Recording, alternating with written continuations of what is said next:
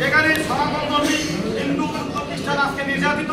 আজকে বাড়িঘর জ্বালিয়ে দেওয়া হচ্ছে, ভেঙে দেওয়া হচ্ছে, হত্যা করা হচ্ছে, কিন্তু আমাদের প্রধানমন্ত্রী নরেন্দ্র মোদী যে আর নিশ্চুপ,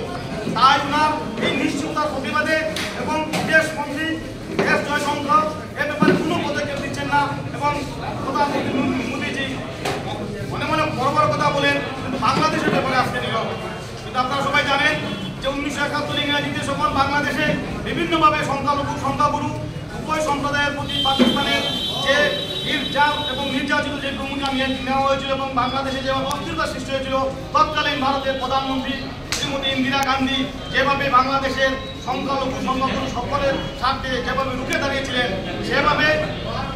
প্রধানমন্ত্রী নরেন্দ্র মোদী যে আর নিশ্চুপ, কিন্তু ইন্দিরা গান্ধী যেভাবে বাংলাদেশের জনসাধারণের প্রতি যে বিচার করেছিলেন, আজও পৃথিবীতে ইন্দিরা গান্ধীর নাম সবাই মুখে মুখে। কিন্তু আজকে মোদীজি আজকে একটা শব্দ উচ্চারণ করার ওনার ক্ষমতা হচ্ছে না, কিন্তু হিন্দুদের কথা বলেন, ভোটের সময় বলেন, সাম্প্রদায়িক মেল করা করেন, বিভিন্ন জেলার নাম বদলে দিচ্ছেন, বিভিন্ন স্টেশনের নাম বদলে দিচ্ছেন, কিন্তু বাংলাদেশের হিন্দু মানুষদের প্রতি কোনো সহমর্মিতা নেই। তাই আজকে এই বিজেপি সরকারের বিরুদ্ধে তাদের নিশ্চিততার কারণে আজকে আমরা